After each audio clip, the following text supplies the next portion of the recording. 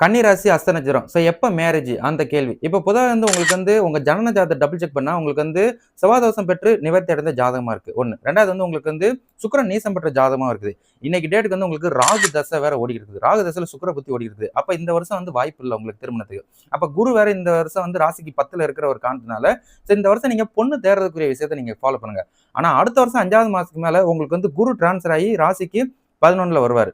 So லாபாதிபதி ஸ்தானத்துல வந்து அவரோட பார்வை பலன்கள் 9ஆம் பார்வையாக உங்களோட கலஸ்திரஸ்தானத்தை வந்து பார்ப்பார். ஸோ அப்ப அடுத்த வருஷம் 5வது மாசத்துக்கு மேல ஸோ குருவோட அனுகிரகத்தின் அடிப்படையில் வந்து உங்களுக்கு திருமணத்துக்குரிய வாய்ப்புகளை இவர் ஏற்படுத்துவார்.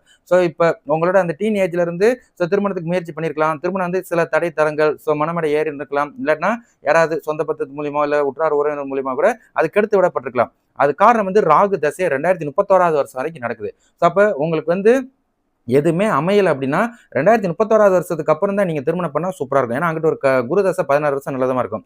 அதுக்கு முன்னாடி நீங்க திருமணம் பண்ணா கூட இந்த ராகு தசை வந்து திருமண வாழ்க்கையை சரியா வாழ விட மாட்டாரு. ஸோ அப்ப யோசிச்சு முடிவு எடுக்கணும். இப்போதைக்கு 28 வயசு தான். மினிமம் நீங்க வந்து 32, 34, 35 இந்த மாதிரி காலகட்டங்களில் திருமணம் பண்ணீங்கன்னா திருமண வாழ்க்கை சூப்பரா இருக்கும். அதுக்கு முன்னாடி அவசரப்பட்டு திருமணம் பண்ணீங்கன்னா திருமணம் பண்ணியிருப்பீங்க.